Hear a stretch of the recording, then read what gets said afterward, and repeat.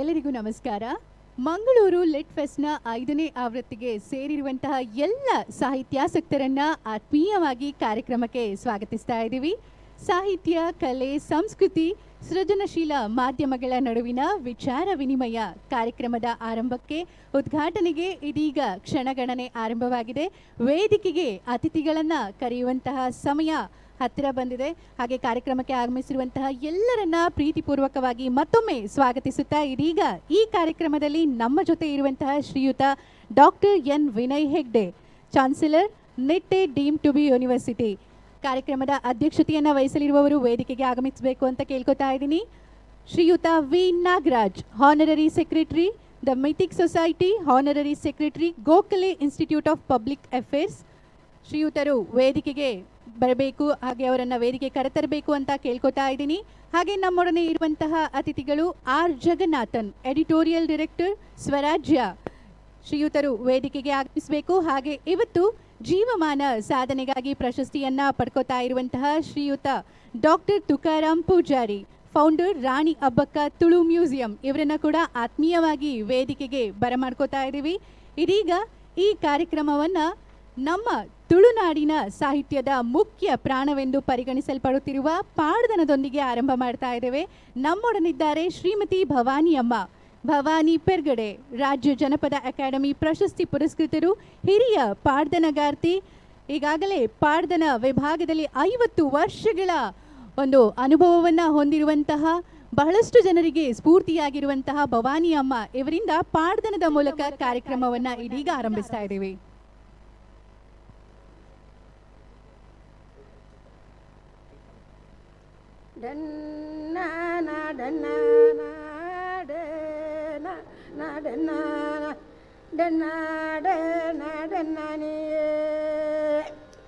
ಬೊಡನಂದ ಕುಮಾರ, ಬೊಡನಂದ ಕುಮಾರ, ಬಾಲ ಬಲ ಮುಲ್ಲಯ ಕುಮಾರ, ಜನಾಗ ಸಿರಿಯಾಗಲೋ ಜನ ಪಾಗ ಸಿರಿಯಾರೆ, ಮೈಯಾಗೆ ಮೈಪಾಗೆ ಸಿರಿಕೋಲೋ, ಎಲ್ವೇರೇನೆ ಸಿರಿಕುಲೆಗೆ ಓರಿ ಮಾಗೆ ಕುಮಾರೆ, ಬಾಲ ಬಲ ಮುಲ್ಲಯ ಕುಮಾರೆ, ಕರೆ ಗೋಂಜಿ ತಲಮಾನೆ ಕಟ್ಟೊಂಡೇನ ಕುಮಾರೆ, ಮೇಯಿ ಕೊಂಜಿ ಮೆಯ್ಯಾಂಗೆ ಪಡೋಂಡೆ, ತಿಗಲೇಗ ಕಮರೆ ದೊಡೋ ಬಿಗತೋಂಡೆ ಕುಮಾರೆ, ಕರ್ಗರಾಟ ಗಗ್ಗಾರ ಗೊತ್ತೊಂಡೆ, ಕೊಲಾಲೋಗು ಜಪ್ಪನ ಪೇ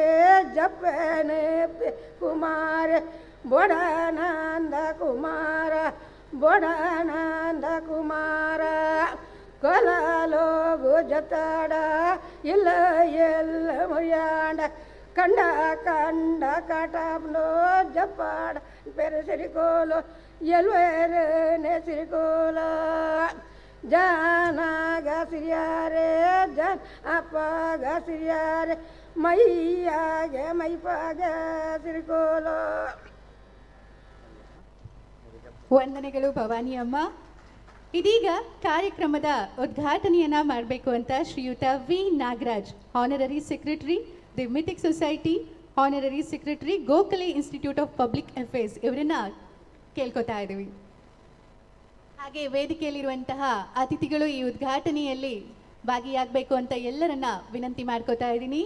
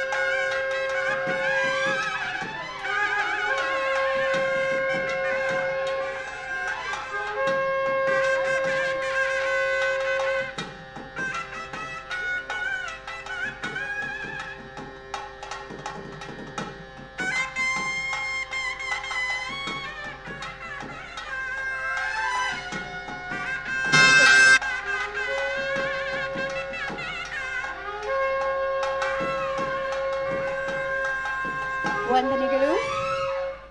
ಇದೀಗ ಕಾರ್ಯಕ್ರಮಕ್ಕೆ ಆಗಮಿಸಿರುವಂತಹ ಗಣ್ಯರನ್ನ, ಅತಿಥಿಗಳನ್ನ ಎಲ್ಲರನ್ನ ಸ್ವಾಗತಿಸಬೇಕು ಅಂತ ಭಾರತ ಫೌಂಡೇಶನ್ನ ಟ್ರಸ್ಟಿಗಳಲ್ಲಿ ಒಬ್ಬರಾಗಿರುವಂತಹ ಶ್ರೀಯುತ ಸುನಿಲ್ ಕುಲಕರ್ಣಿ ಅವರನ್ನ ಕೇಳ್ಕೊತಾ ಇದ್ದೀನಿ.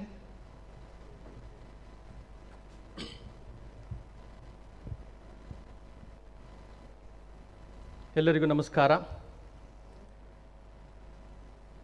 ಮಂಗಳೂರು ಲಿಟ್ ಫೆಸ್ಟ್ 5ನೇ ಆವೃತ್ತಿಗೆ ಭಾರತ್ ಫೌಂಡೇಶನ್ ಎಲ್ಲ ಟ್ರಸ್ಟಿಗಳ ಪರವಾಗಿ ಮತ್ತು ಈ ಕಾರ್ಯಕ್ರಮ ಯಶಸ್ವಿಗೋಸ್ಕರ ಹಗಲಿರುಳು ಶ್ರಮಿಸಿದಂಥ ಎಲ್ಲ ಕಾರ್ಯಕರ್ತರ ಪರವಾಗಿ ನಿಮ್ಮನ್ನು ಸ್ವಾಗತಿಸ್ತಾ ಇದ್ದೇನೆ. ಹಾಗೆ ಇವತ್ತಿನ ಈ ಕಾರ್ಯಕ್ರಮದಲ್ಲಿ ನಮ್ಮೊಂದಿಗೆ ವೇದಿಕೆಯಲ್ಲಿರುವಂಥವರನ್ನು, ಗಣ್ಯರನ್ನು ಸ್ವಾಗತಿಸಿ ಧನ್ಯವಾದವನ್ನು ಹೇಳಲಿದ್ದೇನೆ. ನಿಟ್ಟೆ ವಿದ್ಯಾಸಂಸ್ಥೆಯ ವಿಶ್ವವಿದ್ಯಾಲಯದ ಕುಲಪತಿಗಳಾದಂತಹ ಡಾಕ್ಟರ್ ವಿನಯ್ ಹೆಗ್ಡೆ ಅವರಿಗೂ ಈ ಕಾರ್ಯಕ್ರಮಕ್ಕೆ, ಈ ಸಾಹಿತ್ಯೋತ್ಸವಕ್ಕೆ ಎಲ್ಲರ ಪರವಾಗಿ ಸ್ವಾಗತ ಮತ್ತು ಧನ್ಯವಾದಗಳನ್ನು ಸಮರ್ಪಿಸ್ತಾ ಇದ್ದೇನೆ. ಪ್ರತಿಷ್ಠಿತ ಮಿಥಿಕ್ ಸೊಸೈಟಿ ಹಾಗೂ ಗೋಖಲೆ ಪಬ್ಲಿಕ್ ಅಫೇರ್ಸ್ ಸಂಸ್ಥೆಗಳ ಗೌರವ ಕಾರ್ಯದರ್ಶಿಗಳಾದಂತಹ ಶ್ರೀ ವಿ ನಾಗರಾಜ್ ಅವರಿಗೂ ಕೂಡ ಸ್ವಾಗತವನ್ನು ಬಯಸ್ತಾ ಧನ್ಯವಾದಗಳನ್ನು ಸಮರ್ಪಿಸ್ತಾ ಇದ್ದೇನೆ. ಸ್ವರಾಜ್ಯದ ಸಂಪಾದಕೀಯ ನಿರ್ದೇಶಕರಾದಂತಹ ಶ್ರೀ ಆರ್ ಜಗನ್ನಾಥ್ ಅವರನ್ನು ಕೂಡ ಸ್ವಾಗತಿಸಿ ಧನ್ಯವಾದವನ್ನು ಸಮರ್ಪಿಸ್ತಾ ಇದ್ದೇನೆ.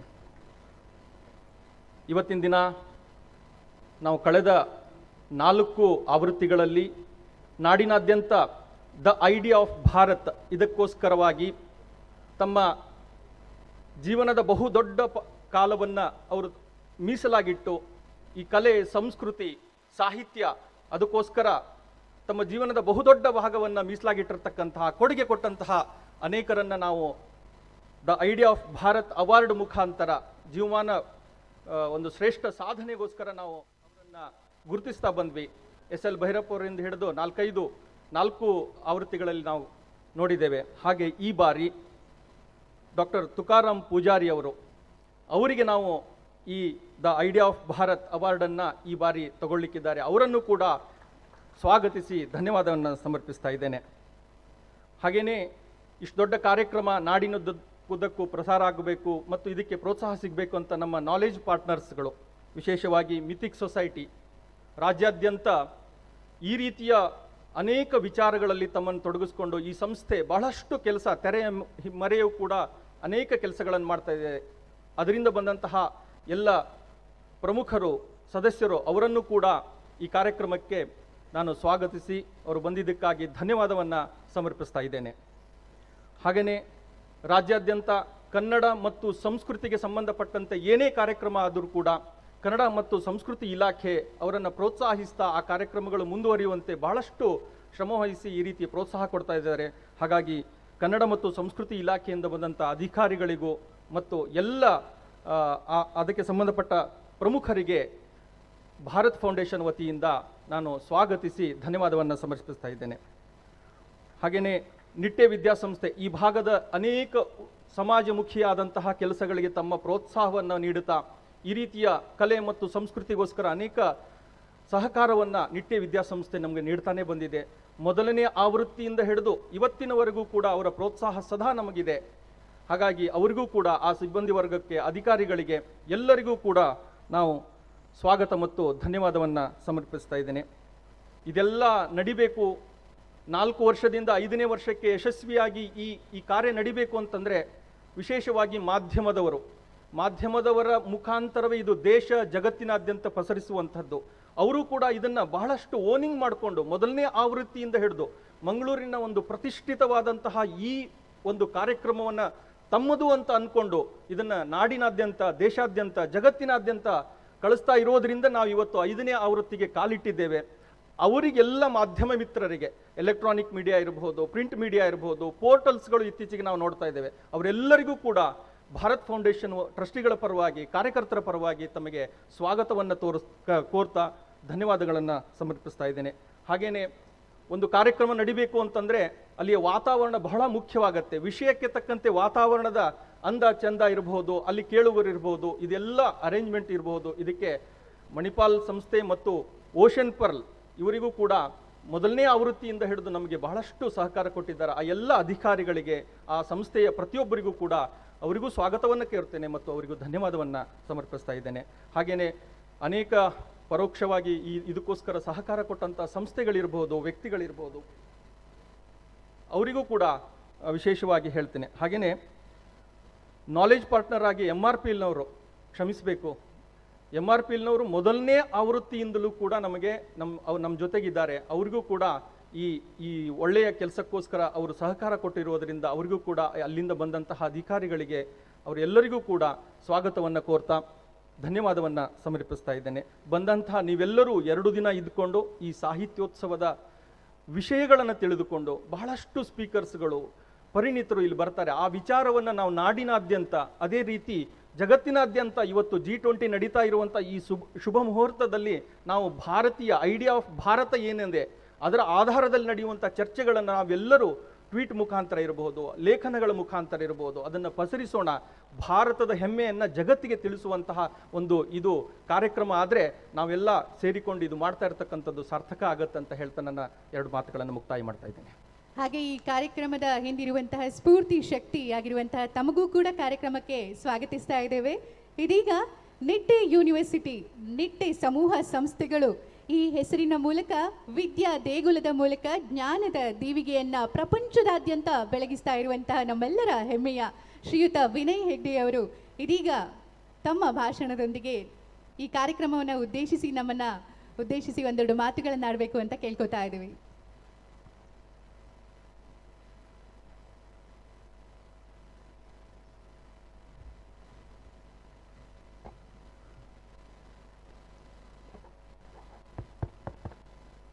ಆತ್ಮೀಯ ಬಂಧುಗಳೇ, ಈ ಕಾರ್ಯಕ್ರಮದಲ್ಲಿ ಭಾಗವಹಿಸುವುದು ನನ್ನ ಭಾಗ್ಯ ಅಂತ ನಾನು ಭಾವಿಸ್ತೇನೆ. ಈ ಕಾರ್ಯಕ್ರಮವನ್ನು ಐಡಿಯಾ ಆಫ್ ಭಾರತ್ ಅಂದರೆ ನಮ್ಮ ದೇಶದ ವಿಚಾರಗಳನ್ನು ನಿಮ್ಮ ಮುಂದೆ ಇಡುವ ಒಂದು ಪ್ರಯತ್ನ ಭಾರತ್ ಫೌಂಡೇಶನ್ ಅವರು ಮಾಡಿ ಬಂದಿದ್ದಾರೆ. ಅವರಿಗೂ ಕೂಡ ಕೃತಜ್ಞತೆಯನ್ನು ಹೇಳ್ತೇನೆ. ಆತ್ಮೀಯ ಬಂಧುಗಳೇ, ಭಾರತ ಒಂದು ವಿಶೇಷವಾದ ದೇಶ ಅಂತ ನಾನು ಭಾವಿಸ್ತೇನೆ. ಅದರಲ್ಲಿ ಕೂಡ ಮಂಗಳೂರು ನಗರ ಇದು ನನಗೆ ನಿಜವಾಗಿ ಇದು ಮೊದಲನೇ ಬಾರಿಯ 2ನೇ ಬಾರಿಯಿಂದ ಪರಿಚಯ ಇಲ್ಲ. ನಾನು ಮಂಗಳೂರಿನಲ್ಲೇ ಬೆಳೆದವ, ಆದ ಕಾರಣ ಮಂಗಳೂರನ್ನು ಭಾಳ ಹತ್ತಿರದಿಂದ ಕಂಡ ವ್ಯಕ್ತಿ ಅಂತ ನಾನು ಭಾವಿಸ್ತೇನೆ. ಮಂಗಳೂರು ನನಗೆ ಒಂದು ವಿಶೇಷವಾದ ಸ್ಥಳ. ಇಲ್ಲಿ ನಾನು ನೋಡಿದ ಹಾಗೆ ಭಾರತದ ಯಾವ ಸ್ಥಳದಲ್ಲಿ ಕೂಡ ಇಲ್ಲದಂಥ ಒಂದು ವಿಷಯಗಳು ಮಂಗಳೂರಿನಲ್ಲಿದೆ. ಮಂಗಳೂರು ನಗರ ವಿದ್ಯಾ ಕ್ಷೇತ್ರದಲ್ಲಿ ಆಗಿರ್ಬೋದು, ಆರೋಗ್ಯ ಕ್ಷೇತ್ರದಲ್ಲಿ ಆಗಿರ್ಬೋದು, ಉದ್ಯೋಗ ಕ್ಷೇತ್ರದಲ್ಲಿ ಆಗಿರ್ಬೋದು, ಎಲ್ಲ ಕ್ಷೇತ್ರಗಳಲ್ಲಿ ಮುಂಚೂಣಿಯಲ್ಲಿದೆ. ಈ ಸ್ಥಳವು ನಾನು ವಿಮರ್ಶೆ ಮಾಡುವುದಾದರೆ ದೇವರ ಭೂಮಿ ಅಂತ ನಾನು ಅದನ್ನು ವಿಮರ್ಶಿಸಲು ಇಚ್ಛಿಸ್ತೇನೆ. ಬಂಧುಗಳೇ, ನಾನು ಹುಟ್ಟಿದಂದಿನಿಂದ ಕೂಡ ನಾನು ಮಂಗಳೂರಿನಲ್ಲೇ ಬೆಳೆದವ. ಆದ ಕಾರಣ ನನಗೆ ಇಲ್ಲಿ ಈ ಸ್ಥಳದ ಮೇಲೆ ವಿಶೇಷವಾದ ಪ್ರೀತಿ ಇದೆ. ಭಾರತ್ ಫೌಂಡೇಶನ್ನವರು ಈ ಸಮಾರಂಭವನ್ನು ಮಂಗಳೂರು ಮಾಡಿದ್ದಕ್ಕೆ ಮೊದಲಾಗಿ ಅವರಿಗೆ ಧನ್ಯವಾದ ಹೇಳಲು ಇಚ್ಛಿಸ್ತೇನೆ. ಮಂಗಳೂರು ಒಂದು ರೀತಿಯಲ್ಲಿ ನೋಡಿದರೆ ಒಂದು ವಿಶೇಷವಾದ ಸ್ಥಳ. ನಾನು ಈ ಸ್ಥಳವನ್ನು ಕಳೆದ 70-75 ವರ್ಷಗಳಿಂದ ದಿನನಿತ್ಯ ನೋಡಿದ ವ್ಯಕ್ತಿ. ಇಲ್ಲಿ ಆದ ಬದಲಾವಣೆ, ಕಳೆದ 70-75 ವರ್ಷಗಳಲ್ಲಿ ಆದ ಬದಲಾವಣೆಗೆ ನಾನು ದೂರದಿಂದ ನೋಡಿದಂಥ ವ್ಯಕ್ತಿ. ಅದು ವಿದ್ಯಾಕ್ಷೇತ್ರವಾಗಿರ್ಬೋದು, ಆರೋಗ್ಯ ಕ್ಷೇತ್ರವಾಗಿರ್ಬೋದು, ಅಥವಾ ಪರಿಸರದ ಕ್ಷೇತ್ರವಾಗಿರ್ಬೋದು, ಎಲ್ಲದರಲ್ಲಿ ಕೂಡ ಒಂದು ಶ್ರೇಷ್ಠ ಸ್ಥಳ ಅಂತ ನಾನು ಭಾವಿಸ್ತೇನೆ. ನಾನು ಶಾಲೆಗೆ ಹೋಗುವ ದಿನಗಳಲ್ಲಿ ಮಡಿಕೇರಿಯಲ್ಲಿ ಆಗಿರ್ಬೋದು, ಕೇರಳದಲ್ಲಿ ಆಗಿರ್ಬೋದು, ಎಲ್ಲಿ ಕೂಡ ಒಂದು ಕಾಲೇಜ್ ಇರಲಿಲ್ಲ. ಆದರೆ ಮಂಗಳೂರಿನಲ್ಲಿ ಈ ಕಾಲೇಜು ಒಂದು 100-150 ವರ್ಷಗಳ ಹಿಂದೆಯಿಂದ ಬೆಳೆದುಕೊಂಡು ಬಂದ ಸ್ಥಳ ಅಂತ ನಾನು ಅದನ್ನು ನಡೆಸಿದವರಿಗೆ ಧನ್ಯವಾದ ಹೇಳಲು ಇಚ್ಛಿಸ್ತೇನೆ. ಮುಖ್ಯವಾಗಿ ಕೆನರಾ ಎಜುಕೇಷನ್ ಫೌಂಡೇಶನ್ ಆಗಿರ್ಬೋದು, ಜೆಸ್ವಿಟ್ ಕಾಲೇಜುಗಳಾಗಿರ್ಬೋದು, ಎಲ್ಲದರಲ್ಲಿ ಕೂಡ ಒಂದು ವಿಶೇಷ ಸ್ಥಾನ ಇದೆ. ಮಂಗಳೂರು ಅಂದರೆ ಪ್ರತಿ 40 ಕಿಲೋಮೀಟ್ರಿಗೆ ಒಂದು ನದಿ ಬಂದು ಸಮುದ್ರಕ್ಕೆ ಸೇರ್ತದೆ. ಇಂಥ ಒಂದು ವಿಶೇಷ ಭೂಮಿ ಅಂತ ನಾನು ಮಂಗಳೂರನ್ನು ವಿಮರ್ಶೆ ಮಾಡಲು ಇಚ್ಛಿಸ್ತೇನೆ. ನಾನು ಒಂದು ರೀತಿಯಲ್ಲಿ ಇಲ್ಲಿ ಬಂದ ಜನ, ನಾವು ಇಲ್ಲಿ ಹುಟ್ಟಿದವರು ಹೇಳ್ತಾರೆ, ಇಲ್ಲಿ ನಾವು ಯಾವಾಗ ಇಲ್ಲಿ ಬಂದಿದ್ದೇವೆ ಅಂತ ನಮಗೆ ಪರಿಚಯ ಇಲ್ಲ. ಆದರೆ ಕೆಲವರು ನಂತರ ಬಂದವರಿದ್ದಾರೆ. ಅವರನ್ನು ವಿಮರ್ಶೆ ಮಾಡಿದರೆ ಒಂದು ರೀತಿಯಲ್ಲಿ ಈ ಸ್ಥಳಕ್ಕೆ ಹೊಸತನವನ್ನು ತಂದ ವ್ಯಕ್ತಿಗಳಾಗಿರ್ಬೋದು.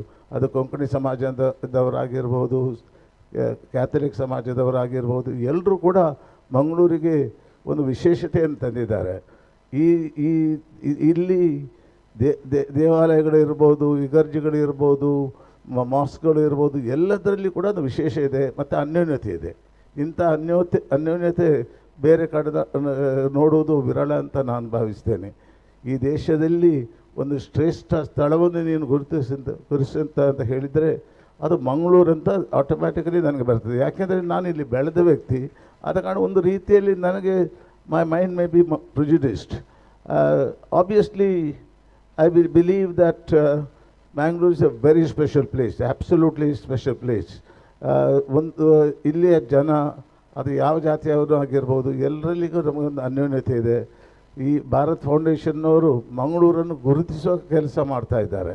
ಅಂದರೆ ಇಲ್ಲಿ ಇರುವ ಜನರು ಕೂಡ, there are lot of migrants coming here, there are lot of people who are coming from different places, because Mangalore educationally, health-wise, industrial-wise, in all aspects, is one of the best places in India. And some of us who have grown here and made some name for ourselves, I completely dedicated to Mangalore. Mangalore for me is something which has built me, which has built thousands of people like me to be special people in this area. I commend Bharat Foundation for organizing this function. Obviously, Mangalore, if you look around, from the foothills of Western Ghat, it's a green area. Every place has a river flowing. And when I was a child, to go from here to Udupi, we have to change boat 4 times, not once. One in Kolur, one in Pavanje, one in Mulki, one in Udyavar. So I think nobody complained. Today you go within 1 hour to Udupi.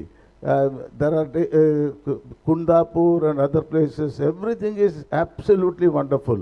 And maybe we are prejudiced because I'm born here and I have made my professional career here. Maybe because of that, I think this is a great place. And I personally believe all of us must know about this place. This place, if you look at it, is a place of intellectuals, the people who have built this place. I remember about the Benagal family. I remember about Srinivas Mallya.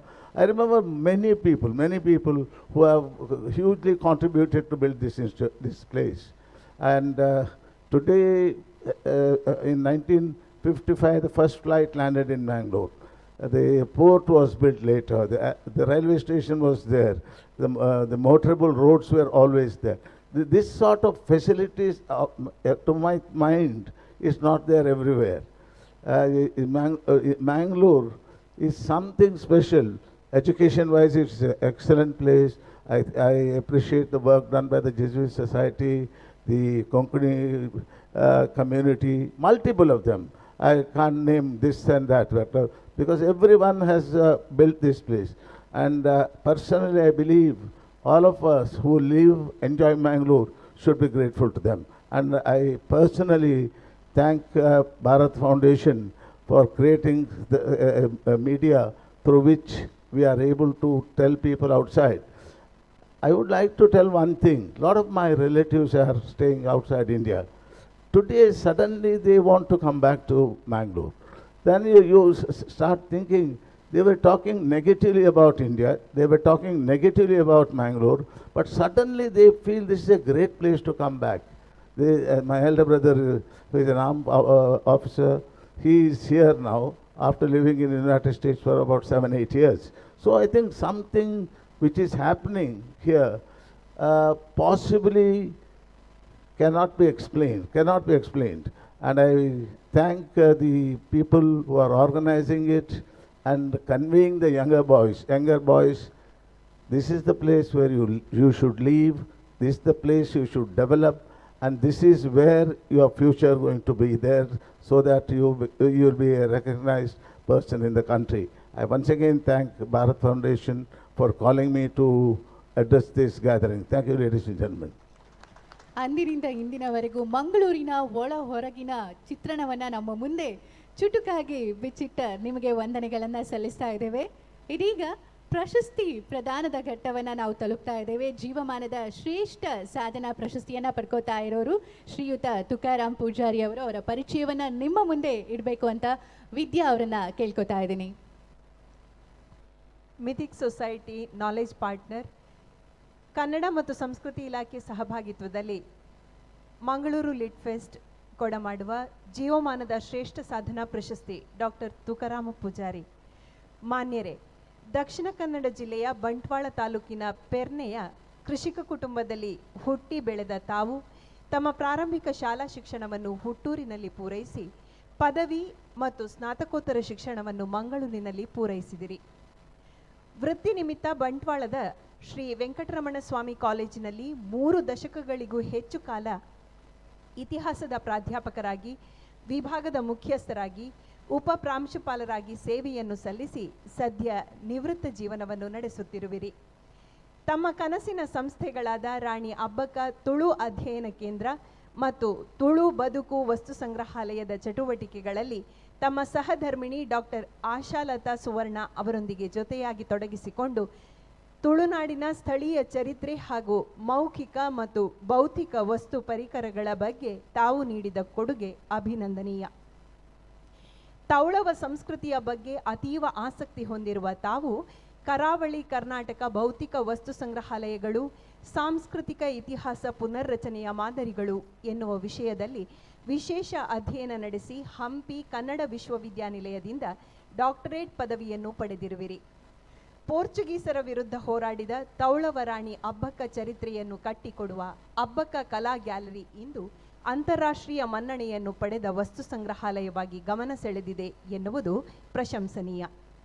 Tulu ಭಾಷೆ, ಇತಿಹಾಸ, ಸಾಹಿತ್ಯಕ್ಕೆ ಸಂಬಂಧಿಸಿದಂತೆ ಅನೇಕ ಕೃತಿಗಳನ್ನು ರಚಿಸಿರುವ ತಾವು 2019ನೇ ಸಾಲಿನ ಬಂಟ್ವಾಳ ತಾಲೂಕಿನ ಕನ್ನಡ ಸಾಹಿತ್ಯ ಸಮ್ಮೇಳನದ ಸರ್ವಾಧ್ಯಕ್ಷರಾಗಿ ಆಯ್ಕೆಯಾಗಿರುವಿರಿ. ಅಖಿಲ ಭಾರತ ಕನ್ನಡ ಸಾಹಿತ್ಯ ಸಮ್ಮೇಳನ ಸೇರಿದಂತೆ ದೇಶ ವಿದೇಶಗಳಲ್ಲಿ ನಡೆದ ಸಮ್ಮೇಳನಗಳಲ್ಲಿ ಸಂಪನ್ಮೂಲ ವ್ಯಕ್ತಿಯಾಗಿ ಭಾಗವಹಿಸಿದ ಹೆಗ್ಗಳಿಕೆ ತಮ್ಮದು. ನಿಮ್ಮ ಸಾಧನೆಯ ಹೆಜ್ಜೆ ಗುರುತುಗಳನ್ನು ದೂರದರ್ಶನ, ಚಂದನ ವಾಹಿನಿ, TV9, DD ಭಾರತಿ, ಆಕಾಶವಾಣಿಯಂತಹ ಪ್ರತಿಷ್ಠಿತ ವಾರ್ತಾ ವಾಹಿನಿಗಳು ಸಾಕ್ಷ್ಯ ಚಿತ್ರವನ್ನು ರೂಪಿಸಿರುವುದು ಉಲ್ಲೇಖನೀಯ.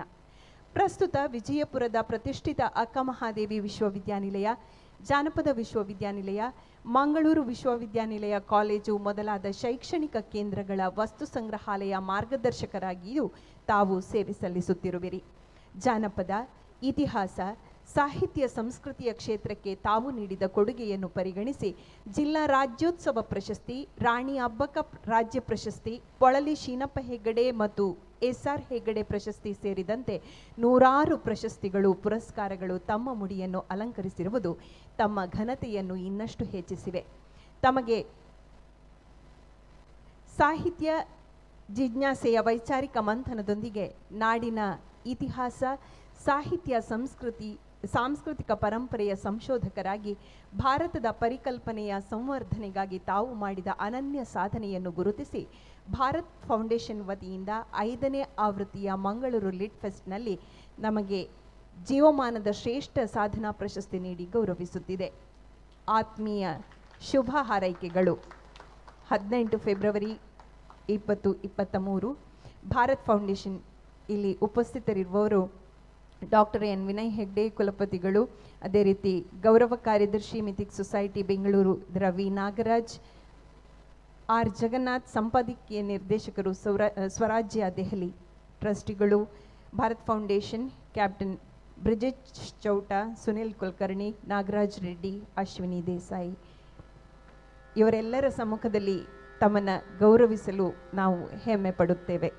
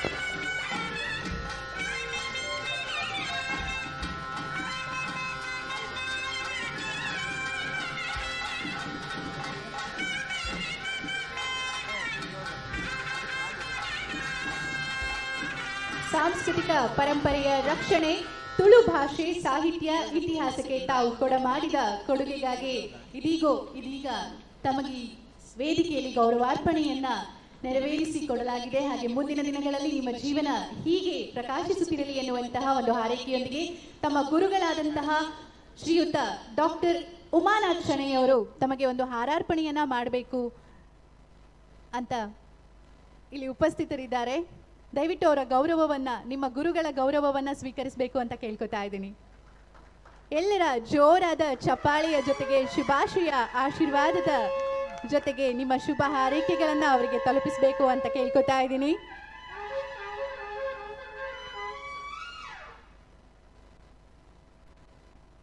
ವಂದನೆಗಳು. ಇದೀಗ ಶ್ರೀಯುತ ವಿ ನಾಗರಾಜ್ ಅವರ ಮಾತುಗಳಿಗಾಗಿ ವೇದಿಕೆ ಸಿದ್ಧವಾಗಿದೆ. Honorary secretary the Mythic Society ಹಾಗೂ honorary secretary Gokhale Institute of Public Affairs ನಮ್ಮ ಶುಭ ಹಾರೈಕೆಗಳು ಈ ಕಾರ್ಯಕ್ರಮಕ್ಕೆ.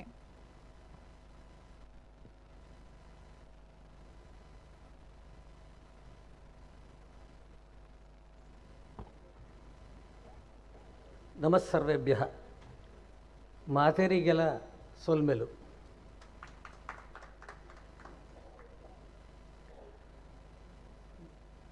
ವೇದಿಕೆಯ ಮೇಲೆ ಕಾರ್ಯಕ್ರಮದ ಅಧ್ಯಕ್ಷತೆಯನ್ನು ವಹಿಸಿರ್ತಕ್ಕಂಥ ಕುಲಪತಿಗಳಾದಂಥ ಸನ್ಮಾನ್ಯ ವಿನಯ್ ಹೆಗಡೆ ಅವರೇ, ಆದರಣೀಯ ಜಗನ್ನಾಥ್ ಅವರೇ, ಇವತ್ತಿನ ಪ್ರಶಸ್ತಿ ಪಡೆದಿರತಕ್ಕಂಥ ಆದರಣೀಯ ತುಕಾರಾಮ್ ಪೂಜಾರಿ ಅವರೇ, ಅವರ ಎಲ್ಲ ಕಾರ್ಯಕ್ರಮಗಳಿಗೆ ಸದಾ ಬೆನ್ನೆಲುಬಾಗಿರ್ತಕ್ಕಂಥ ಸ್ವತಃ ಪ್ರೊಫೆಸರ್ ಆಗಿರ್ತಕ್ಕಂಥ ಅವರ ಧರ್ಮಪತ್ನಿ ಡಾಕ್ಟರ್ ಆಶಾಲತಾ ಅವರೇ, ಕಾರ್ಯಕ್ರಮದಲ್ಲಿರ್ತಕ್ಕಂಥ ಎಲ್ಲ ಸೋದರ ಸೋದರಿಯರೇ, ಮೊಟ್ಟ ಮೊದಲನೇದಾಗಿ ಭಾರತ್ ಫೌಂಡೇಶನ್ಗೆ ನನ್ನ ಅಭಿನಂದನೆಗಳು. ಯಾಕೆಂದರೆ ಈ ಕಾರ್ಯಕ್ರಮದ ಪ್ರಾರಂಭಕ್ಕೆ ನಮ್ಮ ಈ ಕಾರ್ಯಕ್ರಮದ ಮೂಲ ಸೂತ್ರವೇ ಐಡಿಯಾ ಆಫ್ ಭಾರತ್, ಭಾರತದ ವಿಚಾರ ಅಂದರೆ ಭಾರತದ ಸಂಸ್ಕೃತಿ, ಭಾರತದ ಮಣ್ಣಿನಲ್ಲಿ ಬೆಳೆದಿರ್ತಕ್ಕಂಥ ಸಾಹಿತ್ಯ, ಕಲೆ ಎಲ್ಲವೂ ಅದರಲ್ಲಿ ಒಳಗೊಂಡಿರ್ತಕ್ಕಂಥದ್ದು. ಆ ಪ್ರಕಾರವಾಗೇನೇ ಇವತ್ತು ಇಲ್ಲಿ ಕಾರ್ಯಕ್ರಮ ಪ್ರಾರಂಭ ಆಗಿರ್ತಕ್ಕಂಥದ್ದು. ಸರಸ್ವತಿನ ಪಲ್ಲಕ್ಕಿನಲ್ಲಿ ಹೊತ್ತು ತಂದು ನಂತರ ಕಾರ್ಯಕ್ರಮ ಮಾಡಿದಾರಲ್ಲ, ಮತ್ತು ಇದಕ್ಕೆ ಸಂಬಂಧಪಟ್ಟಂತಹ ಎಲ್ಲ ವಾದ್ಯಗಳು ಕೂಡ ಆ ವಾದ್ಯಗಳೇ ಆದ್ದರಿಂದ ಅವರಿಗೆ ಮತ್ತೊಮ್ಮೆ ಅಭಿನಂದನೆಗಳನ್ನು ಸಲ್ಲಿಸ್ತೇನೆ.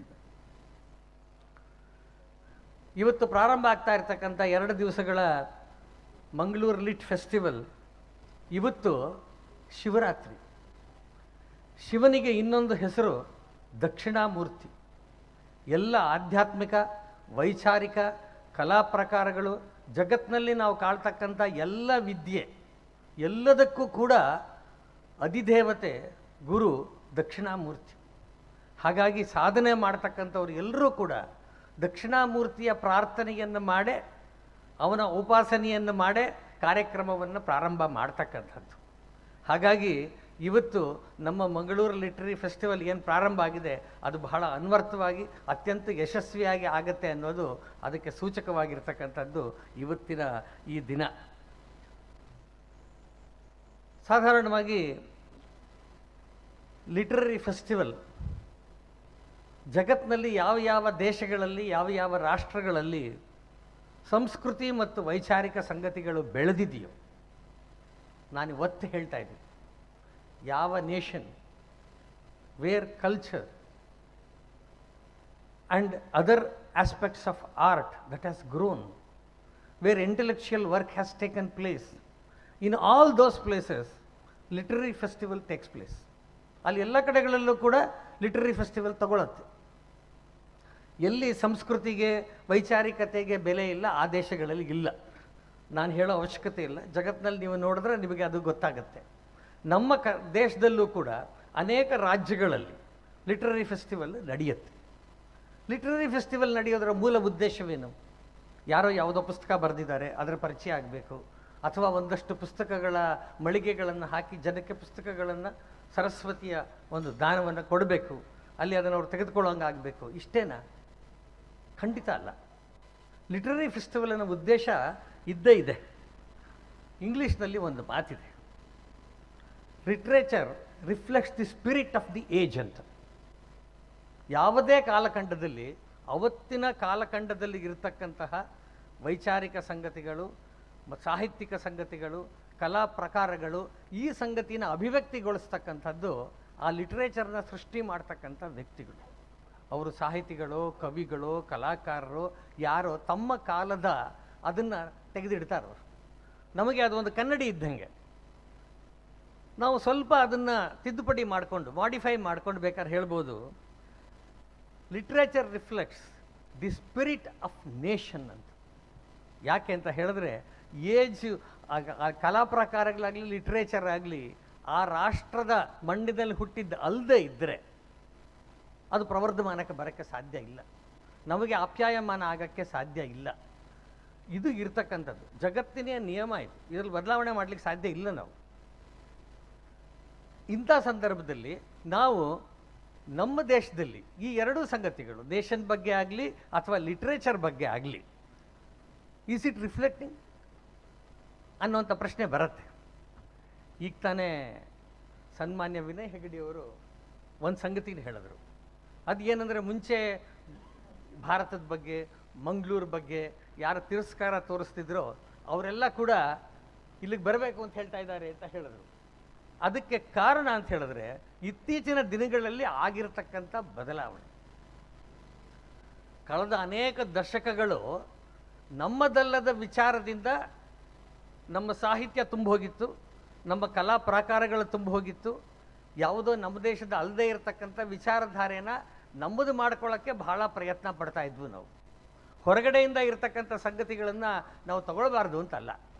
ನಾವು ಬಹಳ ಹಿಂದೆ ಋಗ್ವೇದದಲ್ಲೇ ಹೇಳಿಬಿಟ್ಟಿದ್ದೀವಿ, ಆನೋ ಭದ್ರಃ ಕೃತವೋ ಎಂತು ವಿಶ್ವತಃ, let noble thoughts comes to us from every side. ಎಲ್ಲ ಕಡೆಯಿಂದ ಸುವಿಚಾರಗಳು ನಮಗೆ ಬರಲಿ ಅಂತ ಹೇಳ್ಕೊಂಡಿದ್ದೀವಿ. ಆದರೆ ಬಂದಂಥ ವಿಚಾರಗಳನ್ನು ನಮ್ಮದನ್ನಾಗಿ ಉಪಯೋಗಿಸ್ಕೊಳ್ಬೇಕಲ್ಲ, ಈ ಮಣ್ಣಿಗೆ ಬೇಕಾದಂಗೆ ಅದನ್ನು ಬೆಳಿಬೇಕಲ್ಲ. ಆ ಕೆಲಸ ಮಾಡದೇ ಇದ್ದಿದ್ದರ ಪರಿಣಾಮವಾಗಿ ಜಗತ್ತಿನ ಎಲ್ಲ ವಿಷಯಗಳು ಬಂದುಬಿಟ್ಟಿತ್ತು.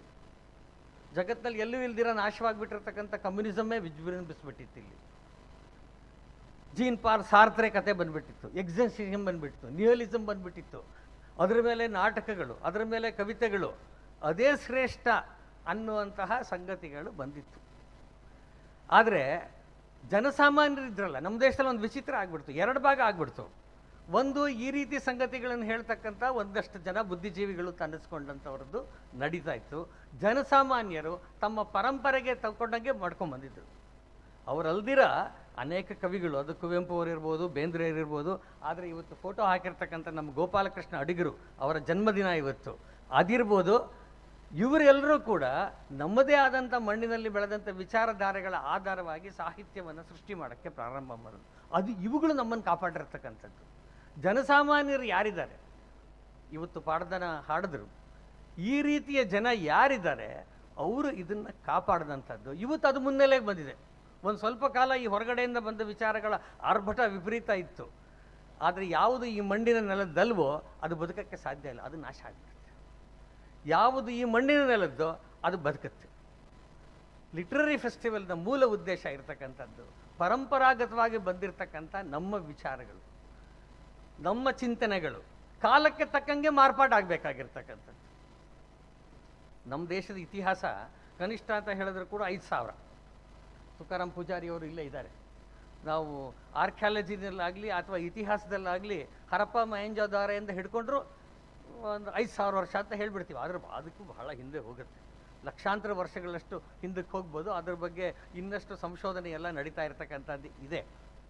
5,000 ವರ್ಷಗಳು ನಮ್ಮ ಸಂಸ್ಕೃತಿ ನಿರಂತರವಾಗಿ ಬೆಳ್ಕೊಂಡು ಬಂದಿದೆ ಅಂತಿದೆಯಲ್ಲ. ಜಗತ್ತಿನಲ್ಲಿ ಎಲ್ಲ ಇತಿಹಾಸ ತಜ್ಞರು, ಪುರಾತತ್ವ ಶಾಸ್ತ್ರಜ್ಞರು, ಹಿಸ್ಟೋರಿಯನ್ಸ್ ಮತ್ತು ಆರ್ಕಿಯಾಲಜಿಸ್ಟ್ ಅವರು ಗುರುತಿಸ್ತಕ್ಕಂಥದ್ದು ಭಾರತದ ಕಲ್ಚರಲ್ ಕಂಟಿನ್ಯೂಟಿ. ಜಗತ್ತಿನ ಬೇರೆ ಯಾವ ಸಂಸ್ಕೃತಿಗೂ ಕಲ್ಚರಲ್ ಕಂಟಿನ್ಯೂಟಿ ಇಲ್ಲ. ಪಕ್ಕದ ಚೈನಾ ಇದೆ, 3,000 ವರ್ಷ ಅದರದ್ದು ನಮ್ಮ ಜೊತೆಗೇನೆ. ಆದರೆ ಆ ಕಲ್ಚರಲ್ ಕಂಟಿನ್ಯೂಟಿ, ಅದರ ಮೇಲೆ ಪ್ರಭಾವ ನಮ್ಮ ದೇಶದ್ದೇ ಆಗಿರ್ತಕ್ಕಂಥದ್ದು. ಇದು ನಮ್ಮದು ಕಲ್ಚರಲ್ ಕಂಟಿನ್ಯೂಟಿ ಶ್ರೇಷ್ಠ ಅನ್ನೋದು ಅರ್ಥ ಆಗಬೇಕಾದ್ರೆ ಒಂದು ಸಣ್ಣ ಉದಾಹರಣೆ ಹೇಳಿಬಿಡ್ತೀನಿ. ನಾವು ಕೇಳ್ತೀವಿ ಮೆಸೊಪೊಟೇಮಿಯಂ ಸಂಸ್ಕೃತಿ, ಯೂಫ್ರಟಿಸ್ ಮತ್ತು ಟೈಗ್ರಸ್ ನದಿ ನಡುವೆ ಬಂದಂಥ ಒಂದು 3,000 ವರ್ಷಗಳ ಕೆಳಗೆ ಮಹಾನ್ ಸಂಸ್ಕೃತಿ ಇವತ್ತಿಲ್ಲ. ಆ ಸಂಸ್ಕೃತಿ ಮೇಲೆ ದಾಳಿ ಆದಾಗ ಅದು ನಾಶ ಆಯಿತು. ಇವತ್ತು ತುಂಬ ಜನ ಈಜಿಪ್ಟ್ ನೋಡೋಕೆ ಹೋಗ್ತಾರೆ. ಈಜಿಪ್ಟ್ ನೋಡೋಕೆ ಹೋದಾಗ ನಮಗೆ ಸಿಗೋದೇನು? ಅಲ್ಲಿ ಮರಳುಗಾಡು, ಅಲ್ಲಿರುವಂಥ ಪಿರಮಿಡ್ಡು, ಅಲ್ಲಿರ್ತಕ್ಕಂಥ ಸ್ಪಿಂಕ್ಸ್ ಪಕ್ಷಿ.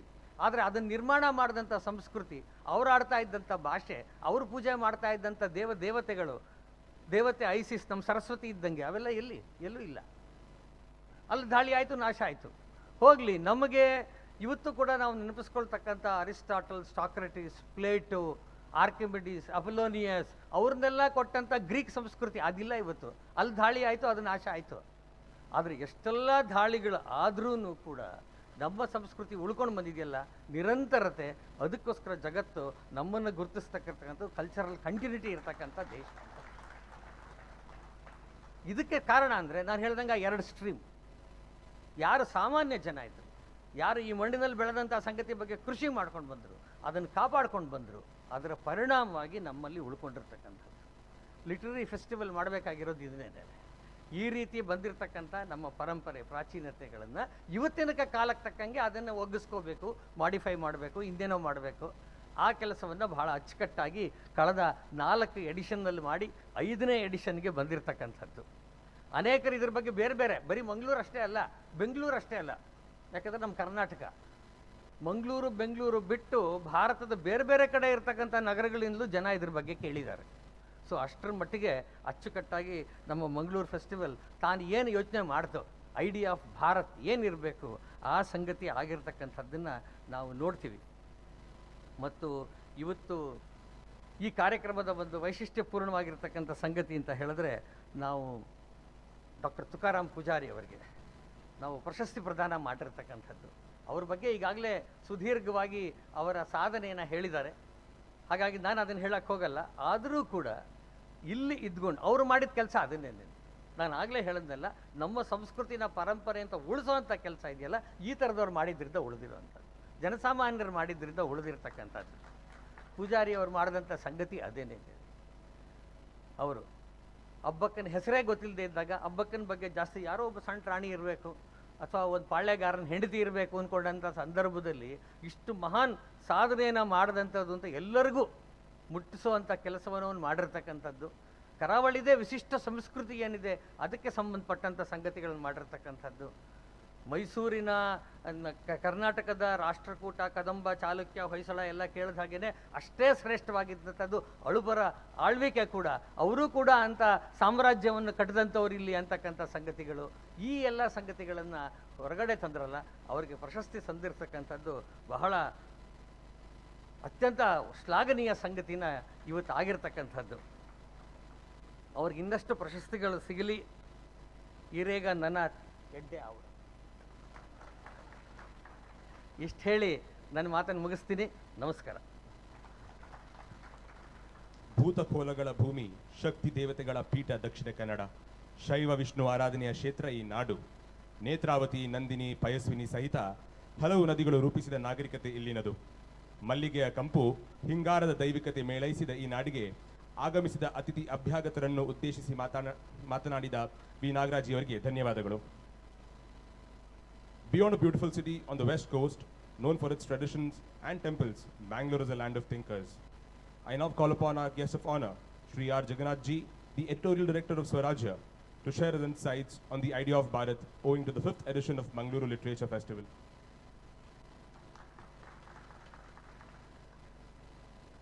Namaskara, good morning.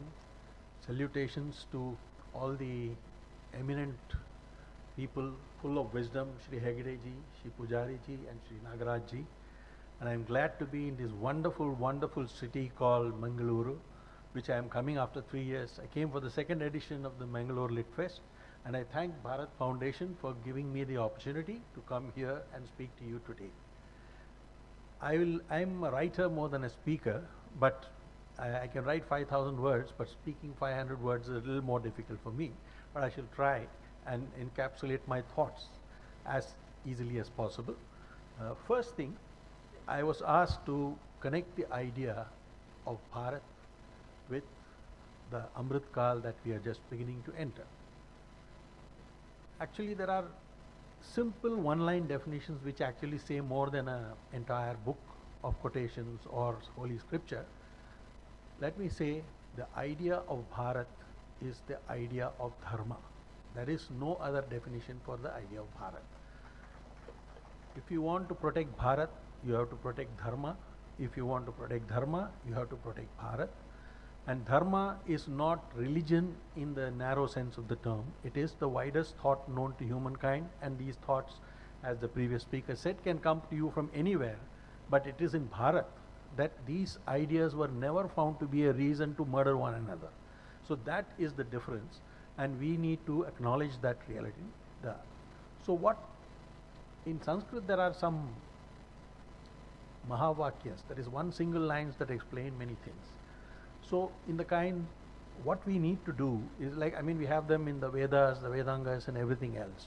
Small things like Satyameva Jayate, which is there in our national emblem, or Vasudhaiva Kutumbakam, so many things. But the Mahavakyas that I want to use today to connect the idea of India with the Amrit Kal that is coming up just ahead of us are 3 lines from the Chanakya Sutra. Okay? Sukhasya moolam dharmaha, dharmasya moolam arthaha, arthasya moolam rajyam. And it goes on like this. These 3 words, these 3 lines I will use to demonstrate the connection between the idea of Bharat, dharma and our future which we are heading towards an Amrit Kal. So what does the first sentence, first part mean? That Sukhasya moolam dharma. That is, I don't think you can be happy or have well-being mentally or physically without the idea of dharma. And dharma is not one person's duty, one leader's duty, it is everybody's duty. If you do not follow dharma and if you not try to live up to dharma in your own way, you are not going to create Amrit Kal. So the idea of dharma is something that everybody has to fight for, no matter whether you agree with one religion or not, it doesn't matter. The dharma is greater than any particular religion. So you have to fight for that. I mean, this is what the Prime Minister has also been saying for various times. He started in 2014 by saying, Sabka Saath, Sabka Vikas. Then in 2019 he added Sabka Vishwas. And in the last Independence Day, it is Sabka Prayas. That is, everybody has to contribute to the idea of Bharat and make it, lead it to Amrit Kal. So the ideas are being encapsulated from the leadership. It is a lot up to us to follow that up.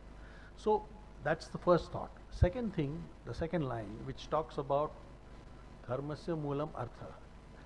Gandhiji said, for a poor man, food is God. Swami Vivekananda said the same thing, that there is no point in talking about high Vedantic philosophy if your stomach is empty. So the key thing for preserving dharma is that you must have a certain economic basis on which dharma can be protected. Dharma is not just an empty concept that intelligent minds can discuss. It has to be rooted in good economics, and that's what we need to do. And a lot of the actions of the current government are falling in that category, and we are heading in that direction. Despite facing some of the worst challenges, he came to power, Mr. Modi came to power in 2014. You had 2 years of consecutive drought. Then you had the Pulwama and other attacks. Then you had COVID. Now we have the Ukraine-Russian wars. 2 Christian nations have gone to war over what we don't know, but they have damaged the whole world. Okay.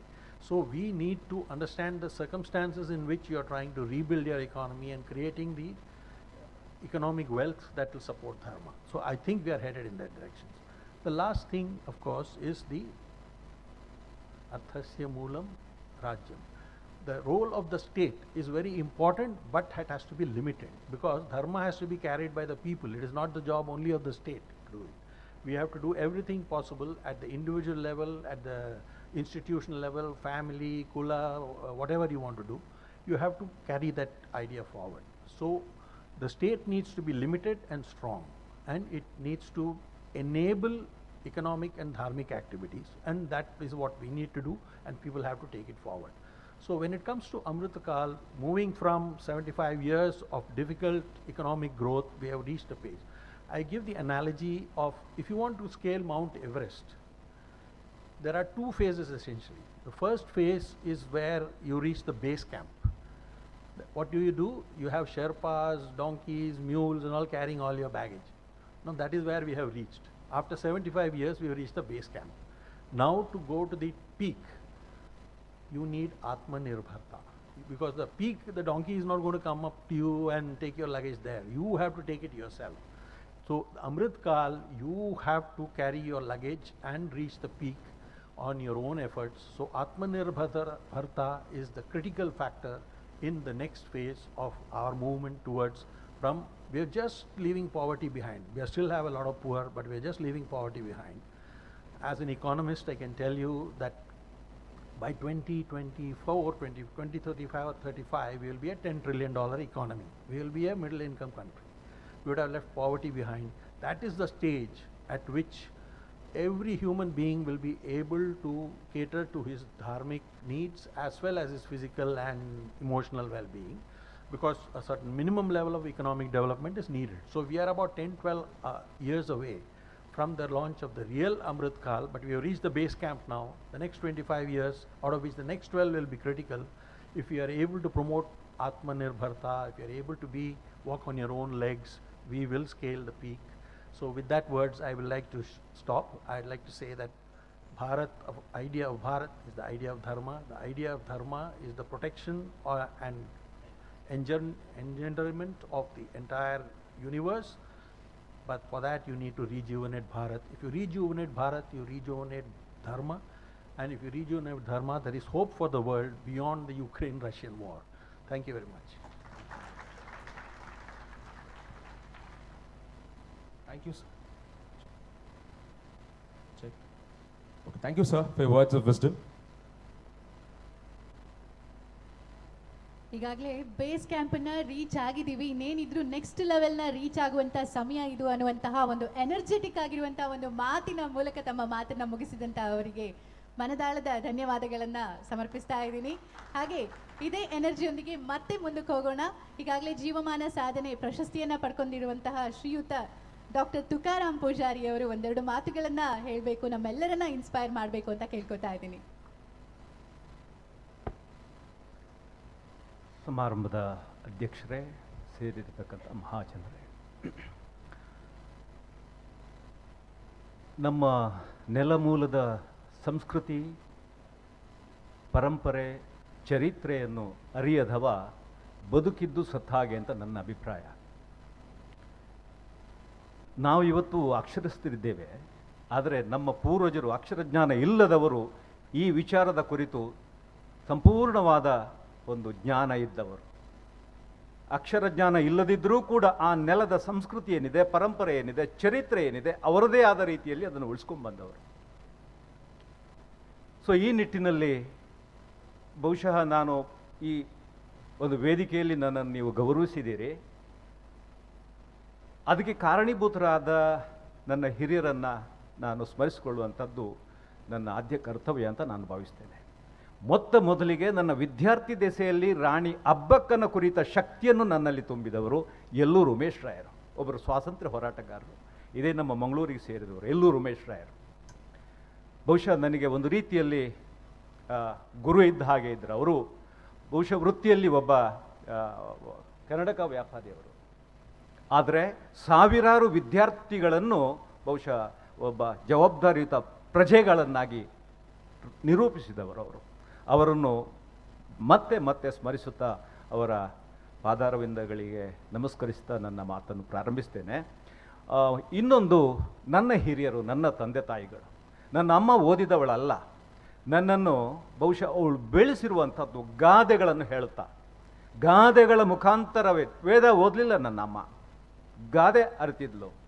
ಆ ಬದುಕಿನ ಅನುಭವದಿಂದ ಬಂದಿರತಕ್ಕಂಥ ಗಾದೆ ಏನಿದೆ, ಅದು ಅದ್ಭುತವಾದ ಒಂದು ನಮ್ಮ ಹಿರಿಯರು ಬಿಟ್ಟು ಹೋಗಿರತಕ್ಕಂಥ ಒಂದು ಜ್ಞಾನದ ನಿಧಿ ಅಂತ ನಾನು ಭಾವಿಸ್ತೇನೆ. ಒಂದೊಂದು ಗಾದೆ ಮಾತುಗಳು ಅದರೊಳಗೆ ಅಂತರ್ಗತವಾಗಿರ್ತಕ್ಕಂಥ ಚಾರಿತ್ರಿಕ ಅಂಶಗಳನ್ನು ನೋಡಿದರೆ ನಿಜವಾಗಿಯೂ ನಮಗೆ ಆಶ್ಚರ್ಯ ಆಗಬೇಕು. ಬಹುಶಃ ವಿಸ್ತೃತವಾಗಿ ಹೇಳುವಂಥ ಸಂದರ್ಭ ಇದಲ್ಲ ಅನ್ನುವಂಥ ಪ್ರಜ್ಞೆಯನ್ನು ಇಟ್ಟುಕೊಂಡು ಒಂದೆರಡು ಉದಾಹರಣೆಯನ್ನಷ್ಟೇ ನಾನು ತಮ್ಮ ಮುಂದೆ ಇಡುವುದಕ್ಕೆ ಇಷ್ಟಪಡ್ತೇನೆ. ನಾನು ನಮ್ಮಲ್ಲಿರ್ತಕ್ಕಂಥ ಈ ನೆಲದ ಕೆಲವೊಂದು ವೈದ್ಯಕೀಯ ವಿಚಾರಕ್ಕೆ ಸಂಬಂಧಪಟ್ಟ ಹಾಗಿನಂತಹ ವಿಚಾರಗಳು, ಅದು ಪಶುವೈದ್ಯ ಇರಬಹುದು, ಮಾಂತ್ರಿಕ ವಿದ್ಯೆ ಇರಬಹುದು, ಅಥವಾ ವಿಷವಿದ್ಯೆ ಇರಬಹುದು, ವೈದ್ಯ ಇರಬಹುದು, ಪಶುವೈದ್ಯ ಇರಬಹುದು. ನಿಮ್ಮ ಮನಸ್ಸಿಗೆ ಮುಟ್ಟುವ ಹಾಗೆ ಒಂದು ಉದಾಹರಣೆಯನ್ನು ಕೊಟ್ಟಷ್ಟೇ ನಾನು ಮುಗಿಸ್ತೇನೆ ಬಂಧುಗಳೇ. ನನ್ನ ಆತ್ಮೀಯ ಮಿತ್ರರೊಬ್ಬರು ವಾದಿರಾಜ್ ಭಟ್ರು ಅಂತಿದ್ದಾರೆ ನಮ್ಮ ಸಮೀಪದ ಕಾರ್ಕಳದಲ್ಲಿ. ಅವರ ಅತ್ತೆಯವರಿಗೆ 98 ವರ್ಷ ಪ್ರಾಯ. ವಾದಿರಾಜ ಭಟ್ರಲ್ಲಿ ನಾನು ಮಾತಾಡ್ತಾ ಒಂದು ವಿಚಾರ, ಬಹುಶಃ ನಾನು ತುಳುವಿಗೆ ಸಂಬಂಧಪಟ್ಟ ಹಾಗೆ, ಇಲ್ಲಿಯ ಗಾದೆಗೆ ಸಂಬಂಧಪಟ್ಟ ಹಾಗೆ, ಭೌತಿಕ ವಸ್ತುಗೆ ಸಂಬಂಧಪಟ್ಟ ಹಾಗೆ ಚರ್ಚೆ ಮಾಡುವಾಗ ಅವರ ಅತ್ತೆಯ ವಿಚಾರ ಬಂತು. ಅವರು ಒಂದು ಮಾತು ಹೇಳ್ತಾರೆ, ಸಾಮಾನ್ಯವಾಗಿ ನಾವು ಈ ನೆಲದವರು ಕೃಷಿಕರು ಅಂತಂದರೆ ಹಟ್ಟಿಯೊಳಗೆ ಒಂದು ಕಾಲಘಟ್ಟದಲ್ಲಿ 40-50 ದನ ಕರುಗಳಿಲ್ಲದ ಮನೆ ಇರಲಿಲ್ಲ. ಅಂಥದ್ರಲ್ಲಿ ಈ ಈ ದನ ಕರು ಹಾಕೋ ಸಂದರ್ಭದಲ್ಲಿ ಕೆಲವೊಮ್ಮೆ ಸಮಸ್ಯೆಗಳು ಬಂದುಬಿಡ್ತವೆ. ಆ ಡೆಲಿವರಿ ಆಗೋ ಹೊತ್ತಿಗೆ ಏನು ಸಮಸ್ಯೆ ಬಂದಿದೆ ಆ ದನಕ್ಕೆ, ಆ ಸಂದರ್ಭದಲ್ಲಿ ನಮ್ಮ ಹಿರಿಯರು ಬಳಸ್ತಾ ಇದ್ದಂಥ ಒಂದು ಮೂಲಿಗೆ ಏನು ಅಂತಂದರೆ, ನಮ್ಮಲ್ಲಿ ಆ ಕಾಲಕ್ಕೆ ಆ ದನದ ಎದುರು ಭಾಗದ ಒಂದು ಬೈಪಣೆ ಅಂತ ಇದೆ. ಆ ಬೈಪಣೆಯಲ್ಲಿ ಒಂದು ಸಣ್ಣ ಕ್ರಿಮಿ, ಒಂದು ಸಣ್ಣ ಅದು ಮಣ್ಣಿನ ಪುಡಿಯನ್ನು ಕೆದಕಿ ಹೊರಗೆ ಹಾಕಿರ್ತದೆ. ಅದರೊಳಗೆ ಗಂಗೆ ಅನ್ನುವಂಥ ಒಂದು ಸಣ್ಣ ಕ್ರಿಮಿ ಇದೆ. ಸೊ ಈ ಸಮಸ್ಯೆ ಬಂದ ತಕ್ಷಣಕ್ಕೆ ಆ 4 ಗಂಗೆಗಳನ್ನು ಒಂದು ಬಿಳಿ ಬಟ್ಟೆಯಲ್ಲಿ ಸುತ್ತಿ ಆ ದನದ ಕೊಂಬಿಗೆ ಕಟ್ಟಬೇಕಂತೆ. ಕಟ್ಟಿದ ಕೆಲವೇ ಕ್ಷಣದೊಳಗೆ 5-10 ನಿಮಿಷದೊಳಗೆ ಯಾವುದೇ ಸಮಸ್ಯೆ ಇದ್ರೂ ಕೂಡ ಡೆಲಿವರಿ ಆಗ್ತದೆ. ಒಂದು ವೇಳೆ ಆ ಹಸು ಬಹುಶಃ ಹೊರಗೆ ಬಂದ ತಕ್ಷಣಕ್ಕೆ ಆ ಗಂಗೆಯನ್ನು ಏನು ನೀವು ಕಟ್ಟಿದ್ದೀರಿ ಅದನ್ನು ಬಿಚ್ಚದೇ ಬಿಟ್ಟರೆ ಗರ್ಭವೇ ಹೊರಗೆ ಬರ್ಬೋದಂತೆ, ಜಾರಬಹುದಂತೆ. ಆಲೋಚನೆ ಮಾಡಿ. ಇದು ಜಸ್ಟ್ ನಿಮಗೆ ಒಂದು ವೇಳೆ ಈ ರೀತಿಯ ಆ ಗಂಗೆಗಳು ಸಿಗದೇ ಇದ್ದ ಸಂದರ್ಭದಲ್ಲಿ ಅಲ್ಲೇ ನಮ್ಮ ಹಟ್ಟಿಯ ಸುತ್ತಮುತ್ತ ಪಾಜೇವು ಅನ್ನುವಂಥ ಒಂದು ಗಿಡ ಇದೆ. ಆ ಪಾಜೇವು ಎಲೆಯನ್ನು ದನಗಳು ತಿಂತವೆ. ಆ ಪಾಜೇವು ಎಲೆಯ ಎಲೆಗಳನ್ನು ದನದ ಮುಂದೆ ಹಾಕಬೇಕು, ಅದಕ್ಕೆ ತಿನ್ನಿಸ್ಬೇಕು. ಅದು ಕೂಡ ಇನ್ನೊಂದು ರೀತಿಯ ಒಂದು ವೈದ್ಯ. 10-15 ನಿಮಿಷದೊಳಗೆ ಅದು ಕರು ಹಾಕ್ತದೆ ಅಂತೇಳಿ. ಯಾಕೆ ಇದು ಒಂದು ಜ್ಞಾನ ಪರಂಪರೆ. ಇದು ಇಂತಹ ಸಾವಿರಾರು, ಅದು ವೈದ್ಯಕ್ಕೆ ಸಂಬಂಧಪಟ್ಟ ಹಾಗಿರ್ಬೋದು, ನಾಟಿ ವೈದ್ಯಕ್ಕೆ ಸಂಬಂಧಪಟ್ಟ ಹಾಗಿರ್ಬೋದು. ಇದನ್ನು ನಾವು ಟ್ಯಾಂಜಿಬಲ್ ಇಂಟ್ಯಾಂಜಿಬಲ್ ಅಂತ 2 ನಮೂನೆ ಅಮೂರ್ತ ಸ್ವರೂಪದಲ್ಲಿರುವಂಥದ್ದು ಕಣ್ಣಿಗೆ ಕಾಣುವುದಿಲ್ಲ. ಇದನ್ನು ನಾವು ಬಹುಶಃ ಖಂಡಿತ ಒಂದು ರೀತಿ ಕಡೆಗಣಿಸಿದ್ದೇವೆ. ಇದನ್ನು ಉಳಿಸಿಕೊಳ್ಳುವಂತಹ ಅಗತ್ಯ ಇದೆ. ಈ ಜ್ಞಾನ ಪರಂಪರೆಯನ್ನು ನಾವು ಇದು ನಮ್ಮ ಹಿರಿಯರು ಬಿಟ್ಟು ಹೋಗಿರ್ತಕ್ಕಂಥ ನಿಧಿ. ನಮಗೆ ಇದರ ಬಗ್ಗೆ ನಮಗೆ ಉಪೇಕ್ಷೆ ಇದೆ, ಇದರ ಬಗ್ಗೆ ನಮಗೆ ಪರಿಜ್ಞಾನ ಇಲ್ಲ. ಇನ್ನು ಭೌತಿಕ ವಸ್ತುಗಳು ಕಣ್ಣಿಗೆ ಕಾಣುತ್ತವೆ, ಸ್ಮಾರಕಗಳು ಕಣ್ಣೆದುರಿಗೆ ನಾಶವಾಗಿ ಹೋಗ್ತಾ ಇದೆ. ಅದನ್ನೆಲ್ಲ ಹೇಳಿ ಸುಖ ಇಲ್ಲ. ಬಹುಶಃ ನೀವೆಲ್ಲ ಗಮನಿಸಿದ್ದೀರಿ. ಒಂದು ಸಾಮಾನ್ಯ ಒಂದು ವಸ್ತುವನ್ನು ನಾನು ತಮ್ಮ ಮುಂದೆ ಸಮಯದ ಮಿತಿ ಕೊಟ್ಟಿದ್ದಾರೆ ನನಗೆ. ಆದರೂ ಕೂಡ ಏನಕ್ಕೆ ಇದು, ಯಾಕೆ ಸನ್ಮಾನ ಆಯಿತು, ಏನು ಕೆಲಸ ಆಗಿದೆ ಅನ್ನುವಂಥದ್ದು ತಮ್ಮ ಗಮನಕ್ಕೆ ಬರಬೇಕು ತಾನೆ. ಅದಕ್ಕಾಗಿ ನಾನು ಹೇಳುವಂಥದ್ದು. ಬಂಧುಗಳೇ, ನೀವು ಆಲೋಚನೆ ಮಾಡಿ, ಕೇವಲ ಒಂದು ವಸ್ತು ಈ ನೆಲದ ಒಂದು ಕಾಲಘಟ್ಟದ ರಾಜಕೀಯ, ಧಾರ್ಮಿಕ, ಸಾಂಸ್ಕೃತಿಕ ಚಿತ್ರಣವನ್ನು ನಿಮ್ಮ ಕಣ್ಣ ಮುಂದೆ ತರ್ತದೆ ಅಂತಂದರೆ ನಿಮಗೆ ಆಶ್ಚರ್ಯ ಆಗಬೇಕು. ನಮ್ಮ ಸಂಗ್ರಹಾಲಯಕ್ಕೆ ಬಂದರೆ ಅಲ್ಲಲ್ಲಿ ನಾನು ಈ ಒಂದು ಉದಾಹರಣೆಯನ್ನು ಕೊಟ್ಟದ್ದಿದೆ, ತಪ್ಪಾವಿಸಬೇಡಿ ಒಂದು ವೇಳೆ ಕೇಳಿದವರಿದ್ದರೆ. ಯಾಕೆಂತಂದರೆ ಅದಕ್ಕೆ ಸರಿಯಾದ ಇನ್ನೊಂದು ಪರಿಣಾಮಕಾರಿ ಉದಾಹರಣೆ ಇದ್ರೂ ಕೂಡ ಇದು ವಿಶೇಷವಾದ ಒಂದು ಉದಾಹರಣೆ. ಇದರ ಅಗತ್ಯ ಇದೆ, ಇದರ ಬಗ್ಗೆ ತಿಳ್ಕೊಳ್ಳುವಂಥ. ಸರ್, ನಮ್ಮಲ್ಲಿ ಒಂದು ಹುಲಿ ಓಡಿಸುವ ಸಾಧನ ಇದೆ. ಹುಲಿ ಓಡಿಸುವಂಥ ಸಾಧನ ಆಲೋಚನೆ ಮಾಡಬೇಕು ನೀವು. ಒಂದು ಕಾಲಘಟ್ಟದಲ್ಲಿ ಒಂದು ಮನೆಯೊಳಗೆ ಹುಲಿ ಓಡಿಸುವ ಸಾಧನವನ್ನು ತುಳುನಾಡಿನಲ್ಲಿ ಒಬ್ಬ ಇಟ್ಕೊಂಡಿದ್ದಾನೆ ಅಂತಂದರೆ ಏನೆಲ್ಲ ವಿಚಾರಗಳನ್ನು ಅದು ತಿಳಿಸ್ತದೆ ನಿಮಗೆ. ಭೌಗೋಳಿಕ, ರಾಜಕೀಯ, ಧಾರ್ಮಿಕ, ಸಾಂಸ್ಕೃತಿಕ. ನಿಮ್ಮ ಗಮನದಲ್ಲಿರಲಿ, ಕೇವಲ 125 ವರ್ಷಗಳ ಹಿಂದೆ ಸುಳ್ಯ ಪ್ರದೇಶದ ಫಕೀರಗೌಡ ಅನ್ನುವಂಥ ಒಬ್ಬ ವ್ಯಕ್ತಿ ತುಳುನಾಡು ಮತ್ತು ಮಡಿಕೇರಿ ಜಿಲ್ಲೆಯಲ್ಲಿ ಸೇರಿ 2000 ಮೇಲೆ ಹುಲಿ ಕೊಂದಿದ್ರು ಅನ್ನುವಂಥದ್ದನ್ನು ನೀವೀಗ ನಂಬ್ತೀರಾ? ಇವತ್ತು ಒಟ್ಟು ನಮ್ಮ ದೇಶದ, ನಮ್ಮ ರಕ್ಷಣಾ ನೀತಿಯನ್ನು ಅನುಸರಿಸಿ ಒಟ್ಟು ನಮ್ಮ ದೇಶದ ಹುಲಿಗಳ ಸಂಖ್ಯೆ ಸುಮಾರು 4000. ಅದು ಬಹುಶಃ 1969-70 ಹೊತ್ತಿಗೆ 100-200 ಕೇಳಿದಿತ್ತು. ರಕ್ಷಣಾ ನೀತಿಯ ಪರಿಣಾಮವಾಗಿ ಈಗ ಸುಮಾರು 4000ಕ್ಕೆ ಏರಿದೆ. ನೀವು ಆಲೋಚನೆ ಮಾಡಬೇಕು, ಒಂದು ಕಾಲಘಟ್ಟದಲ್ಲಿ ತುಳುನಾಡಿನ ಭೌಗೋಳಿಕ ಚಿತ್ರಣ ಹೇಗಿದ್ದಿರಬಹುದು, ಪ್ರಾಣಿ ಸಂಪತ್ತು ಕಾಡು ಪ್ರಾಣಿಗಳು ಹೇಗಿದ್ದಿರಬೇಕು. 2000 ಹುಲಿಗಳನ್ನು ಒಬ್ಬ ಶಿಕಾರಿ ಕೊಂದಿದ್ದಾನೆ ಅಂತಂದರೆ ಆಲೋಚನೆ ಮಾಡಿ ನೀವು. ಇದೇ ರೀತಿ ಮಾತಾಡ್ತಾ ಏನೆಲ್ಲ ಅದ್ಭುತವಾದ ಕಥೆಯನ್ನು ಒಂದು ವಸ್ತು ಹೇಳ್ತದೆ. ನಾನು ಯಾಕೆ ಈ ಮಾತನ್ನು ನಾನು ಹೇಳ್ತಾ ಇದ್ದೇನೆ ಅಂತಂದರೆ, ಕೇವಲ 100-125 ವರ್ಷಗಳ ಹಿಂದೆ ಈ ಪ್ರದೇಶದಲ್ಲಿ ಇವತ್ತು ಬೆಕ್ಕು ಹೇಗೆ ಓಡಾಡ್ತಾ ಇದೆಯೋ ಅದೇ ರೀತಿ ಹುಲಿಗಳು ಓಡಾಡ್ತಾ ಇದ್ವು ಅಂತಂದರೆ ನೀವು ನಂಬ್ತೀರಾ ಅಂತ ನನ್ನ ಪ್ರಶ್ನೆ. ನನ್ನ ನೋವು, ನನ್ನ ಭಯ ಏನು ಅಂತ ಹೇಳಿದರೆ, ಅದೇ 125 ವರ್ಷಗಳ ನಂತರದ ದಿನಗಳನ್ನು ನೀವು ಕಲ್ಪನೆ ಮಾಡಿಕೊಳ್ಳಿ. 125 ವರ್ಷಗಳ ಹಿಂದೆ ಸಾವಿರಾರು ಹುಲಿಗಳಲ್ಲಿ ಅದೆಷ್ಟೋ ಕಾಡು ಪ್ರಾಣಿಗಳು, ಇನ್ನು 125 ವರ್ಷದ ನಂತರ ಈಗ ಏನು ಯಾವ ಸ್ಥಿತಿಯಲ್ಲಿ ಇದ್ದೇವೆ ಅನ್ನುವಂಥದ್ದು ತಮ್ಮ ಗಮನದಲ್ಲಿದೆ. ಮುಂದಕ್ಕೆ ಒಂದು ಬೆಳೆದ ಮರ ಕಾಣುವುದಕ್ಕೆ ನಿಮಗೆ ಸಾಧ್ಯ ಇಲ್ಲ. ಸೊ ಅಂತಹ ಸ್ಥಿತಿಯಲ್ಲಿರುವಾಗ ಈ ರೀತಿಯ ವಿಚಾರವನ್ನು ನಮ್ಮ ಯುವ ಪೀಳಿಗೆಗೆ ತಿಳಿಸುವಂಥ ಅಗತ್ಯ ಇಲ್ವಾ, ಅಥವಾ ಒಂದು ಜಾಗೃತಿಯನ್ನು ಮೂಡಿಸುವ ಅಗತ್ಯ ಇಲ್ವಾ ಅನ್ನುವಂಥ ನನ್ನ ಪ್ರಶ್ನೆ. ನಾನು ಈಗಾಗಲೇ ಹೇಳಿದ ಹಾಗೆ ನಮ್ಮ ನೆಲ, ನಮ್ಮ ಜಲ, ನಮ್ಮ ಸಂಸ್ಕೃತಿ, ನಮ್ಮ ಪರಂಪರೆ, ನಮ್ಮ ಚರಿತ್ರೆ, ಇದರ ಅರಿವು ನಮಗೆ ಬೇಕೋ ಬೇಡೋ ಅನ್ನುವಂಥದ್ದೇ ನನ್ನ ಒಂದು ಕಾಳಜಿ. ಸೊ ಆ ಕೆಲಸವನ್ನು ಭಾರತ್ ಫೌಂಡೇಶನ್ ಬಹುಶಃ ಬಹಳ ಬಹಳ ಗಂಭೀರವಾಗಿ ಯೋಚನೆ ಮಾಡಿ ಈ ರೀತಿ ಯುವಕರ ಮನಸ್ಸಿನೊಳಗೆ ಇಂತಹ ವಿಚಾರಗಳನ್ನು ತುಂಬಿಸುವ ಕೆಲಸವನ್ನು ಮಾಡ್ತಾ ಇದೆಯಲ್ಲ, ಇದಕ್ಕೆ ಸಾವಿರ ನಮನಗಳನ್ನು ನಿಮಗೆ ನಾನು ಸಲ್ಲಿಸ್ತಾ ಇದ್ದೇನೆ. ನನಗೆ ಪುರಸ್ಕಾರ ಮಾಡಿದ್ದೀರಿ ಅನ್ನುವಂಥದ್ದಕ್ಕಲ್ಲ, ಬಹುಶಃ ಈ ರೀತಿಯ ಕೆಲಸ ಈ ಒಂದು ವೇದಿಕೆಯ ಮುಖಾಂತರ, ಫೌಂಡೇಶನ್ ಮುಖಾಂತರ ಆಗ್ತಾ ಇದೆಯಲ್ಲ ಅನ್ನೋ ಕಾರಣಕ್ಕೆ. ಇನ್ನು ರಾಣಿ ಅಬ್ಬಕ್ಕನ ಬಗ್ಗೆ ಒಂದೇ ಒಂದು ಮಾತು ನಾನು ಹೇಳಲೇಬೇಕು. ಬಹುಶಃ ಹೇಳದಿದ್ದರೆ ಅದು ನಾನು ಅಬ್ಬಕ್ಕನಿಗೆ ಮಾಡುವ ಒಂದು ಅನ್ಯಾಯ ಅಂತ ನಾನು ಭಾವಿಸ್ತೇನೆ.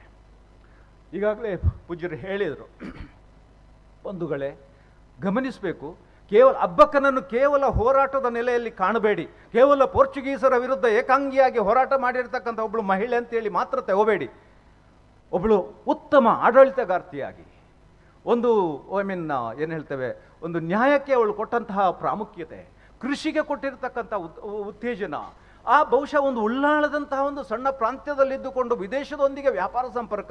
ಈಗಾಗಲೇ ನಮ್ಮ ಹೆಗ್ಡೆಯವರು ಮಾತಾಡ್ತಾ ಹೇಳಿದರು, ಈ ನಮ್ಮ ಕರಾವಳಿ ಏನಿದೆ ಇದು ವಿದೇಶಕ್ಕೆ ಹೆಬ್ಬಾಗಿಲಿದ್ದ ಹಾಗೆ. ವಿದೇಶಕ್ಕೆ ಹೆಬ್ಬಾಗಿಲು ಸಾವಿರ ವರ್ಷಗಳ ಹಿಂದೆ ಈ ಒಂದು ನಮ್ಮ ಕರಾವಳಿಯ ಮುಖಾಂತರ ವಿದೇಶದೊಂದಿಗೆ ಸಂಪರ್ಕ ಇತ್ತು. ಇವತ್ತು ನೀವು ತುಳು ಬದುಕು ವಸ್ತು ಸಂಗ್ರಹಾಲಯದೊಳಗೆ ಬಂದರೆ ಬಹುಶಃ ನಮಗೆ ಪರದೇಶದೊಂದಿಗಿದ್ದಿರತಕ್ಕಂಥ ಸಾಂಸ್ಕೃತಿಕ ಸಂಪರ್ಕ, ವ್ಯಾಪಾರ ಸಂಬಂಧವನ್ನು ಅಲ್ಲಿಯ ಒಂದೊಂದು ವಸ್ತುಗಳು ನಿಮಗೆ ತಿಳಿಯ ಹೇಳುತ್ತದೆ.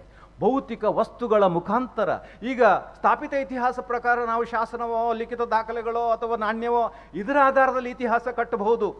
ಜನಸಾಮಾನ್ಯರು, ಅಕ್ಷರಜ್ಞಾನ ಇಲ್ಲದವರು, ಇವರ ಚರಿತ್ರೆಯನ್ನು ಅವರು ಬಳಕೆ ಮಾಡಿರತಕ್ಕಂಥ ಭೌತಿಕ ವಸ್ತುಗಳ ಮುಖಾಂತರ, ಅದೇ ರೀತಿ ಅವರು ಬಳಕೆ ಮಾಡ್ತಾ ಇದ್ದಂಥ ಗಾದೆಯೋ, ಒಗಟೋ, ಸಂಧಿಯೋ, ಪಾಡ್ದನವೋ ಏನು ಮೌಖಿಕ ಚರಿತ್ರೆ ಇದೆ, ಇದನ್ನು ಬಳಕೆ ಮಾಡಿಕೊಂಡು ಒಂದು ಸಮುದಾಯದ ಅಥವಾ ಆ ನೆಲದ ಜನರ ಇತಿಹಾಸವನ್ನು ಕಟ್ಟುವುದಕ್ಕೆ ಸಾಧ್ಯ ಇದೆ ಅನ್ನುವಂಥ ಪ್ರಯತ್ನವನ್ನು ನಾವು ಮಾಡ್ತಾ ಇರೋದು. ಬಹುಶಃ ರಿಚರ್ಡ್ ಡಾಸನ್ ಅನ್ನುವಂಥ ಒಬ್ಬ ಅಮೆರಿಕದ ವಿದ್ವಾಂಸನ ಮಾತುಗಳನ್ನು ಹೇಳ್ತಾ ನಾನು ನನ್ನ ಮಾತನ್ನು ಮುಗಿಸ್ತೇನೆ.